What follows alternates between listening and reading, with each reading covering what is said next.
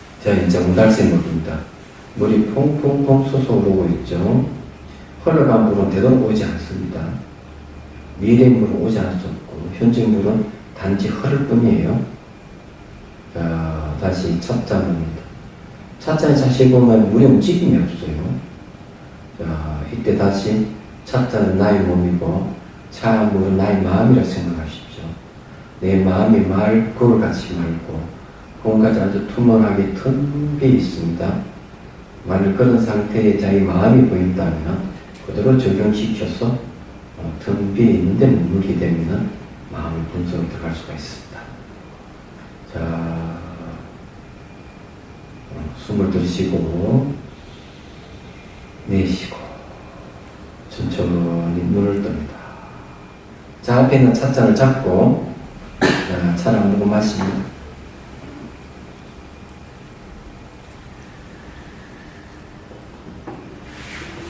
찻잔 내려놓고요. 자, 가만히 찬물이 목을 통해 쭉 흘러 들어가는 걸 지켜보십시오. 자, 가만히 지켜보고. 자, 눈을 감은 채로 앞사람, 옆사람, 뒤사람도 쭉 한번 지켜보십시오. 마음은 물질이 아니기 때문에 동서남북 사방팔방 다 볼 수가 있어요. 한번 쭉 보고, 자, 다시 자기 몸으로 와서 쭉 지켜봅니다. 그리고 천천히 이제 눈을 뜹니다.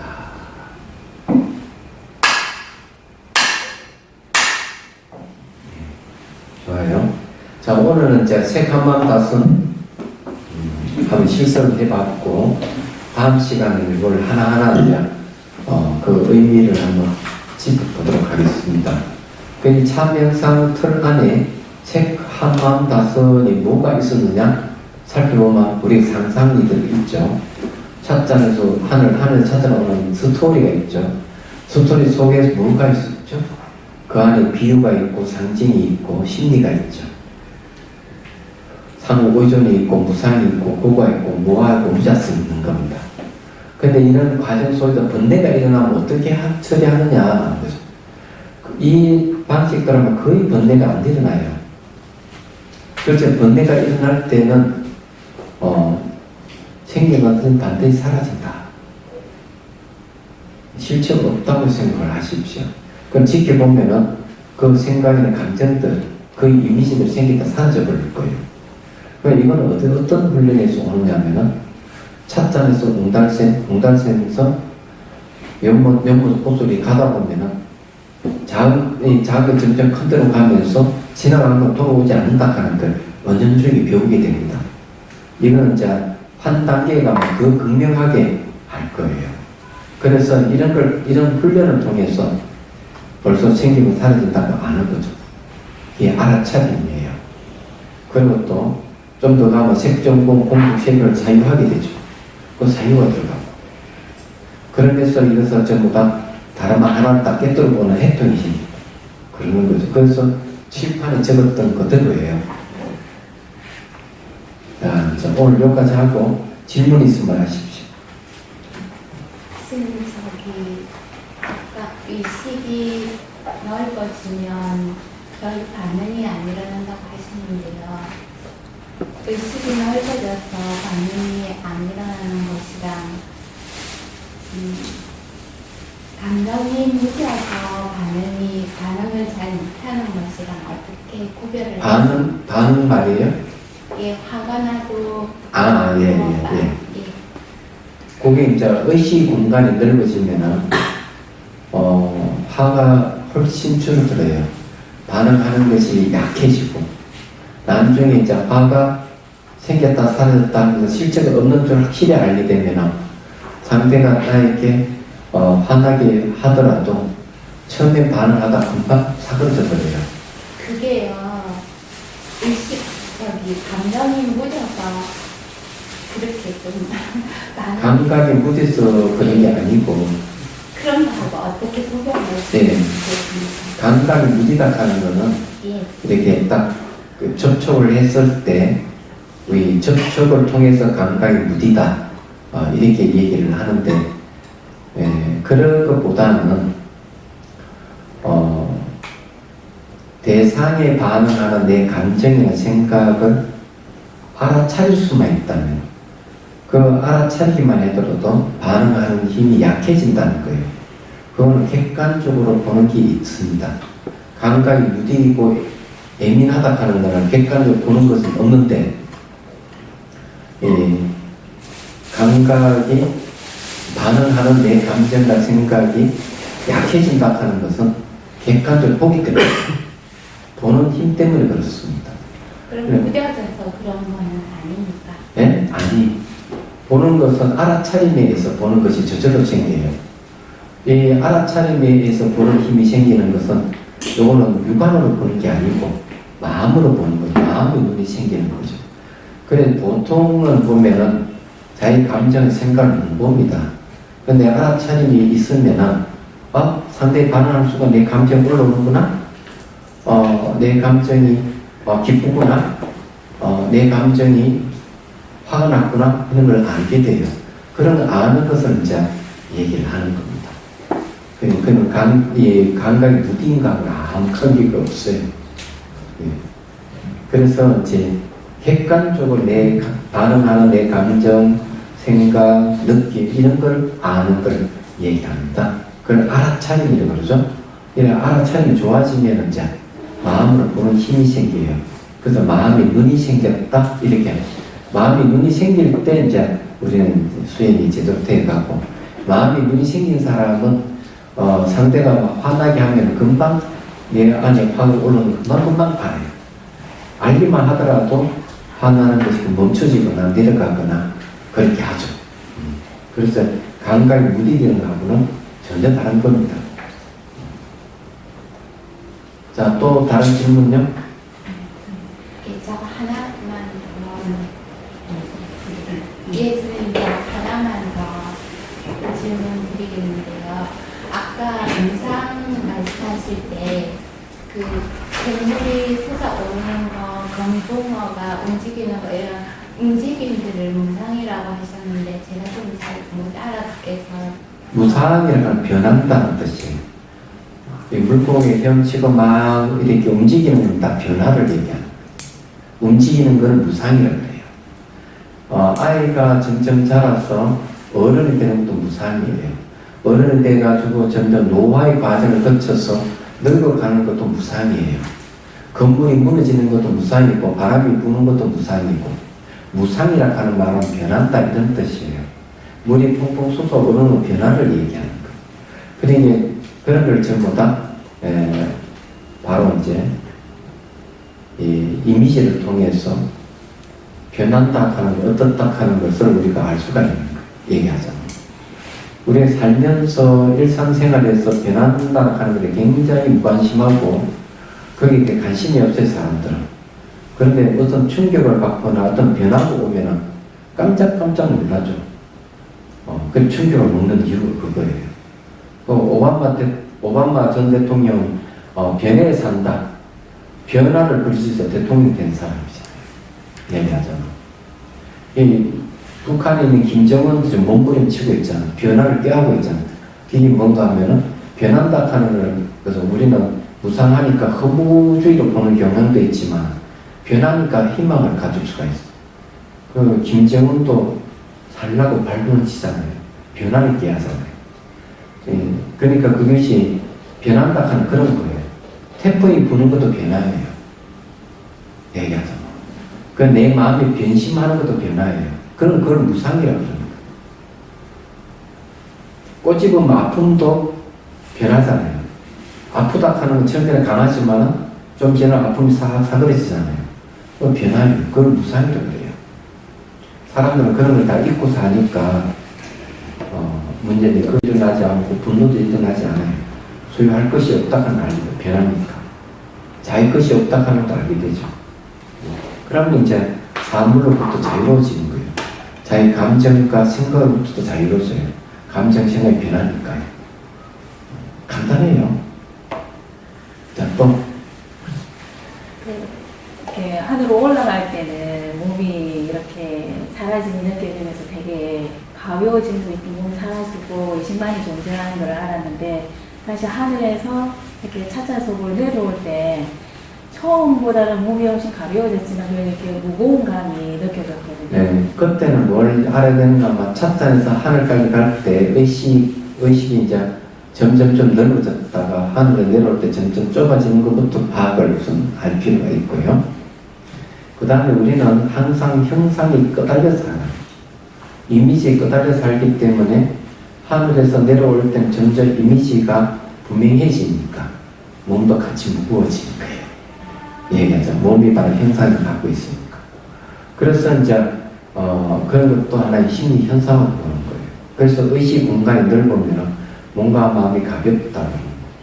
그럼 훨씬 심리적인 문제가 해소되는 거예요. 우리가 심리 상담을 하면서 그 원인을 캐내려고 정신병 원인을 캐내서 해소하려고 하는 게 일반적인 건데, 그런 방법은 오히려 내담자 자체가 스트레스 받을 일이에요. 그런데 그런 걸 굳이 캐낼 필요도 없이 의식 공간은 넓어지만 어느 반 이상 해결돼요. 그 다음에 이제 이 자기 원인 문제를 살펴보면 별거 아니다 하는 것도 난 줄 알게 되고 그런 거거든요. 그래서 요즘은 인지 치료하는데도 명상을 도입을 해요.